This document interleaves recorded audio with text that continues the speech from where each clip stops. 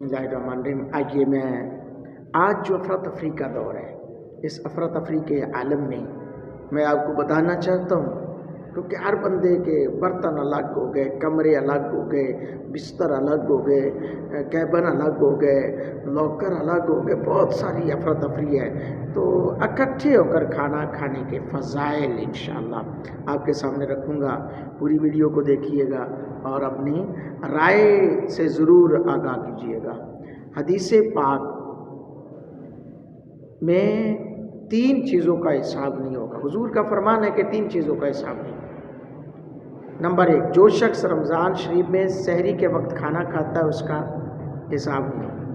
Number 2, जिससे वो अफ्तार करता है, अफ्तारी के वक्त जो खाता है उसका भी हिसाब नहीं। नंबर 3, जो दोस्तों के साथ मिलकर खाता है।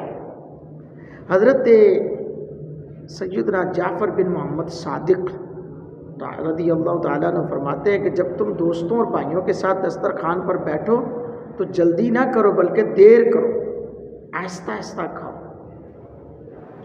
फ़ायदा इसका क्या होगा? हज़रत हसन बसरी रहमतुल्लाह अलैह फरमाते हैं कि बंदा जो कुछ खुद खाता है या अपने माँ बाप को खिलाता है इसका हिसाब होगा, और जो दोस्तों के साथ खाएगा उसका हिसाब नहीं होगा। अल्लाह।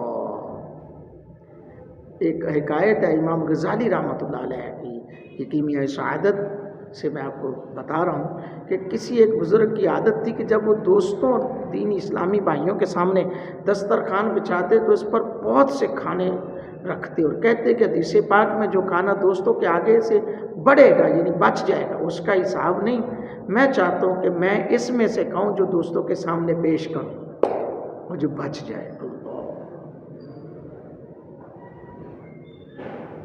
नबी पाक सल्लल्लाहु अलैहि वसल्लम ने इरशाद फरमाया, अल्लाह ताला क़यामत के दिन कहेगा, इब्ने आदम मैं भूखा था, तूने मुझे खाना ना दिया। बंदा अर्ज़ करेगा, अल्लाह तू कैसे भूखा हो?